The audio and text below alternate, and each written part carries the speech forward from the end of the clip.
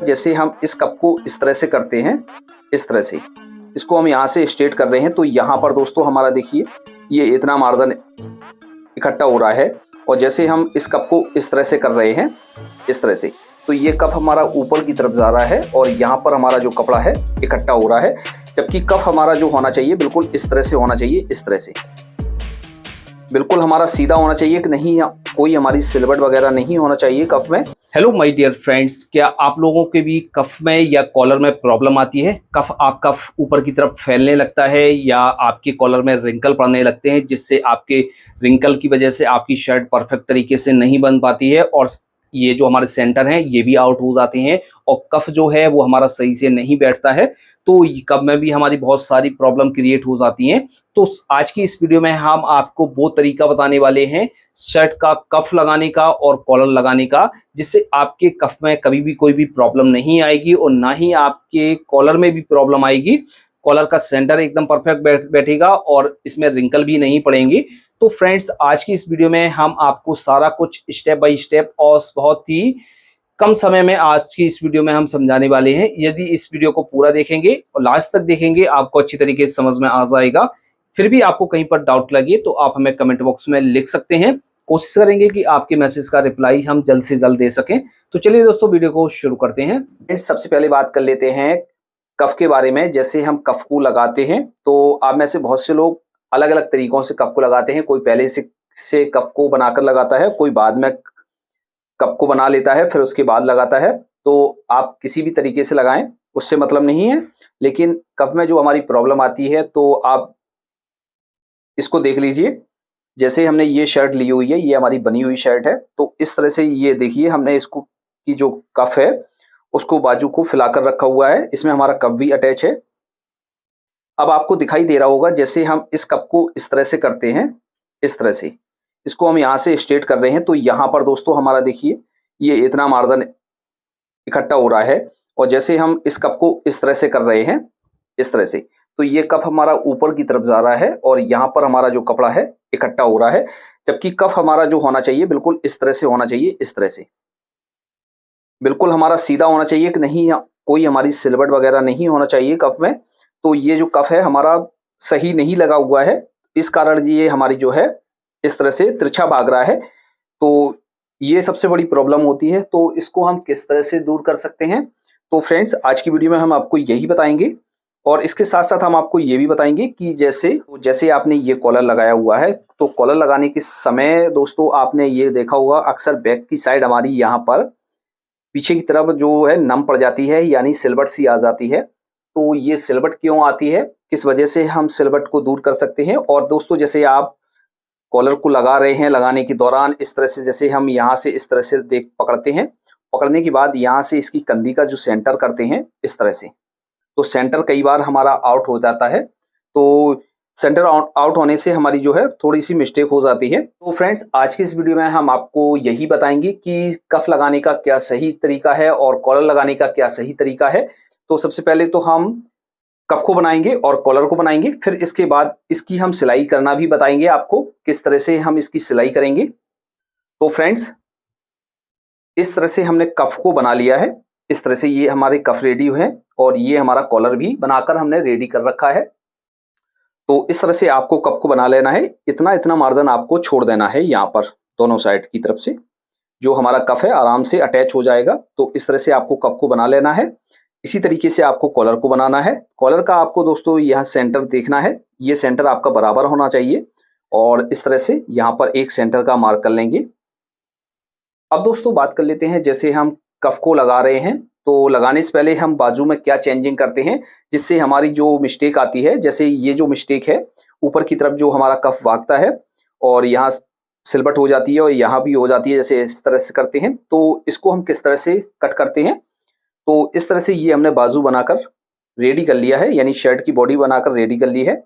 तो सबसे पहले तो हमें इसी में ही चेंजिंग करनी होती है। जब आपकी बाजू सही से कटेगी तो आपका जो कफ है वो अच्छी तरीके से लग जाएगा।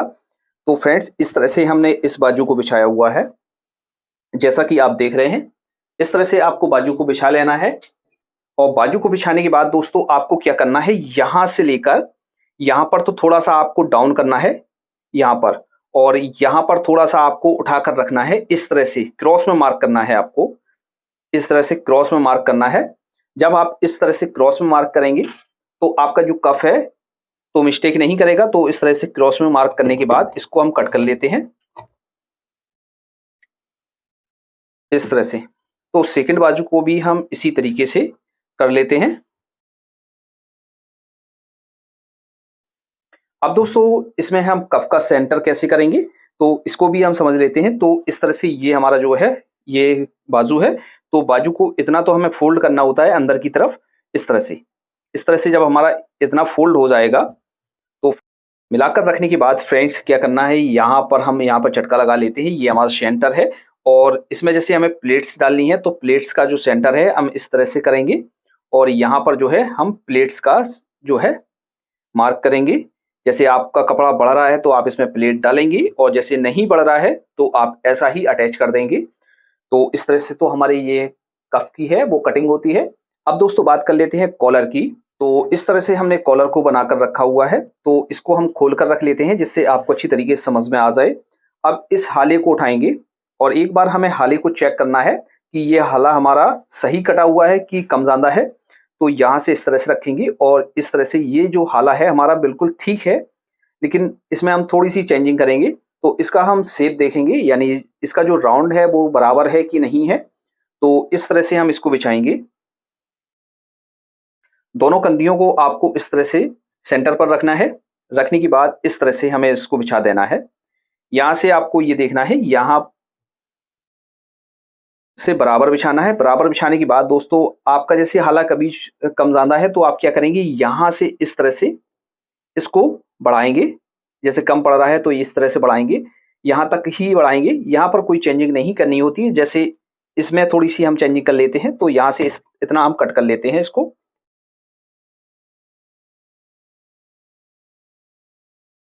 इस तरह से। और इसका जो है हमने सेंटर का मार्क किया हुआ है। अब हम कॉलर के सेंटर का मार्क कर लेते हैं। तो इस तरह से ये हमने कॉलर लिया हुआ है, कॉलर का हम इस तरह से सेंटर करेंगे। अब दोस्तों जैसे आपको इसकी जो कंधी का सेंटर करना है, यानी ये जो आपकी सिलाई है ये कंधी की सिलाई है, इसका भी सेंटर करना है। तो किस तरह से करेंगे, इस तरह से ये हमारा कॉलर है, कॉलर को एक बार और फोल्ड कर देंगे, यानी इसको 4 भाग में इस तरह से कर लेंगे और ये हम कंधी का सेंटर कर लेंगे यहाँ पर, इस तरह से। इस तरह से आपको सेंटर कर लेना है। ये हमारा कंधी का सेंटर है।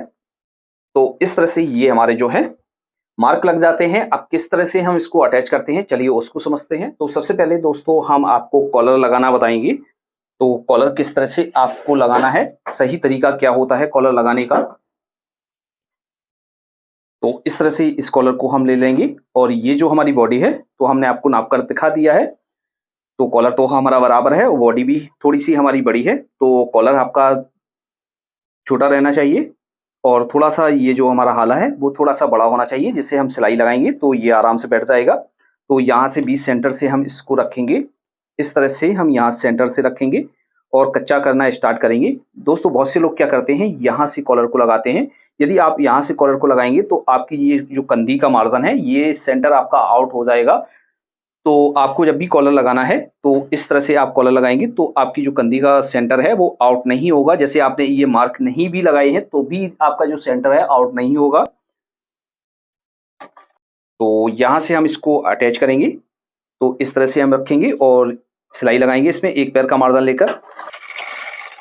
अब दोस्तों ये जो आपको मार्क दिख रहा है, देखिए दोस्तों हमारा ये जो मार्क है इस कंधी पर आ रहा है, तो यहाँ पर हम मिलाएंगे। अब दोस्तों इस वाले मार्जिन को हम इस तरह से रखेंगे। अब दोस्तों अटैच करने के समय आपको ये ध्यान रखना है, जैसे आपने इस तरह से इसको रखा हुआ है तो आपको ये देख लेना है जो नीचे का जो पार्ट है, ये जो नीचे का पार्ट है तो ये पार्ट आपका एक सूत बड़ा ही रहना चाहिए। यदि आपका ये पार्ट छोटा हो जाएगा तो आपका ठोका निकलने का चांस रहता है। तो इस तरह से हम इसको रखेंगे और इसमें सिलाई लगाएंगे। तो इस तरह से आपको अटैच करना है। तो आपको अच्छी तरीके से समझ में आ गया होगा। यदि आपको समझ में नहीं आया तो वीडियो को आप बैक करके दोबारा से देख सकते हैं। तो इसमें भी हम सिलाई लगाते हैं, इस तरह से हम इसको रखेंगे और जो नीचे का पार्ट है, ये जो पार्ट है हमारा एक सूत बड़ा रहना चाहिए और इस तरह से हम इसको रखने के बाद इसको भी कच्चा करेंगे।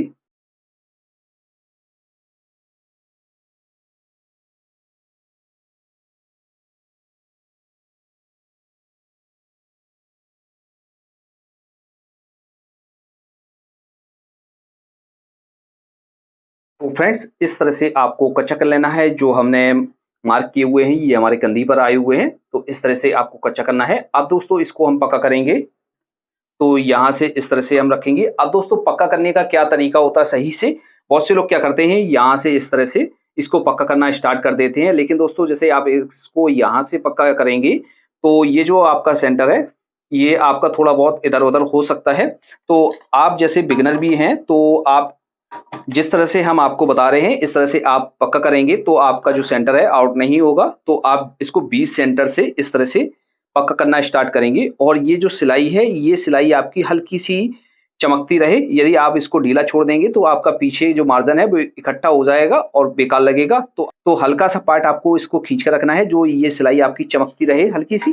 और फ्रेंड्स जैसे आप हमारे चैनल पर पहली बार आए हैं तो हमारे चैनल को सब्सक्राइब करना बिल्कुल ना भूलें। और दोस्तों जैसे आप हमारी इस वीडियो को फेसबुक पेज पर देख रहे हैं तो हमारे पेज को फॉलो करना बिल्कुल ना भूलें। तो फ्रेंड्स आप हमारी वीडियो को लाइक करना बिल्कुल ना भूला कीजिए। दोस्तों आपके एक लाइक से हमें मोटिवेशन मिलता है, हम आपके लिए ऐसी ही अच्छी से अच्छी वीडियो लेकर आते रहते हैं। जिस तरह से हम आपको समझाते हैं सिंपल तरीके से, कोई और इस तरह से नहीं समझाता होगा, फुल डिटेल के साथ हम आपको बताते हैं। तो दोस्तों एक लाइक तो बनता है, तो इसको हम पक्का करते हैं।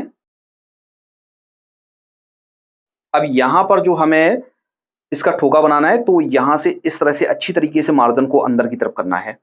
अच्छी तरह से मार्जिन को अंदर की तरफ कर देंगे तो इससे जो है आपका यहाँ पर ठोका नहीं निकलेगा।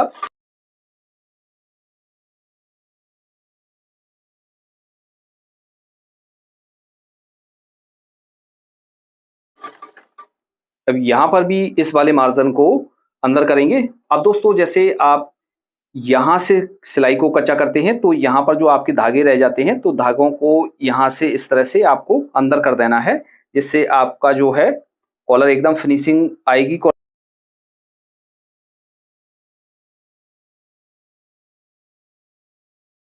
तो फ्रेंड्स इस तरह से हम कॉलर को लगा लेते हैं, कहीं से भी हमारा कोई ठोका नहीं निकला हुआ है। यदि आप इस तरह से कॉलर को लगाएंगे तो आपकी कॉलर में एकदम फिनिशिंग भी आएगी और अच्छी तरीके से आपका अटैच हो जाएगा। इसको हम पीछे से भी दिखा देते हैं। तो इस तरह से देखिए दोस्तों हमारा जो है कहीं से भी कोई कपड़ा खिंचा हुआ नहीं है, अच्छी तरीके से ये हमारा अटैच हो गया है। अब एक बार इसका हम सेंटर भी आपको नाप कर दिखा देते हैं। तो इस तरह से हम इसको पकड़ेंगे और पकड़ने के बाद दोस्तों इस तरह से देखिए दोस्तों हमारा जो सेंटर है बिल्कुल बराबर है। तो फ्रेंड्स इस तरह से आप अटैच करेंगे तो ना ही आपके कॉलर में पीछे की तरफ नम आएगी, तो ये भी जो प्रॉब्लम है आपकी सॉल्व हो जाएगी और आपका कॉलर भी अच्छी तरीके से लग जाएगा। अब बात कर लेते हैं कफ को लगाने की। तो कफ की स्टिचिंग करेंगे तो एक बार हम कफ को नाप कर देख लेते हैं कफ हमारा कितना आ रहा है, इसमें हमारी प्लेट्स पड़ेगी कि नहीं पड़ेगी। तो इस तरह से हम इसको फोल्ड करके रखेंगे और इसको भी हम इस तरह से रखेंगे तो इसमें जो है हमारी प्लेट्स नहीं पड़ेगी, तो इसको हम सीधा अटैच कर लेंगे। तो जैसे प्लेट्स पड़ेगी तो आप प्लेट्स यहाँ से डालेंगे। अब इसको कच्चा करते हैं तो यहाँ से इतना हमें पीछे की तरफ से फोल्ड करना है। फोल्ड करने के बाद ये जो कफ है, कफ को हम इस तरह से रखेंगे जी। ये जो हमारा कफ है वो अंदर की तरफ से हमारा अटैच होता है और बाहर की तरफ पक्का होता है। तो इस तरह से रखेंगे उसी तरीके से जिस तरह से हमने कॉलर में बताया था कि जो आपको है जो बैक का पार्ट है वो पीछे का नीचे का पार्ट है वो एक सूत आपको बड़ा ही रखना है, जिससे ये हम जब हम ठोका निकालेंगे तो हमारा टोखा अच्छी तरीके से निकल आता है। अब इस तरह से हम नाप कर देख लेंगे और इसमें सिलाई लगाएंगे।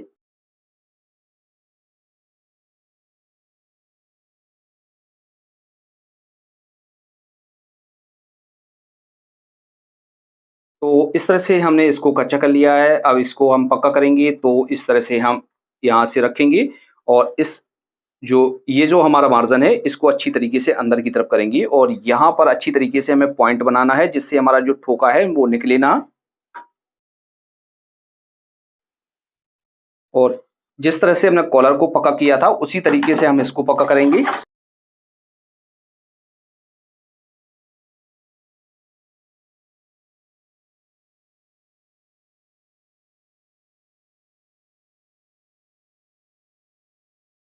तो फ्रेंड्स इस तरह से हमने इसको कच्चा कर लिया है, कच्चा करने के बाद पक्का भी कर लिया है।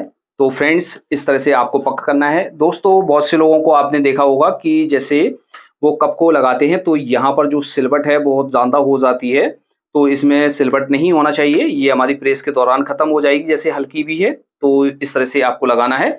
अब क्या करेंगे, जैसे इसको हम इस तरह से रखेंगे और एक पैर का मार्जिन लेकर इसमें सिलाई लगा लेते हैं।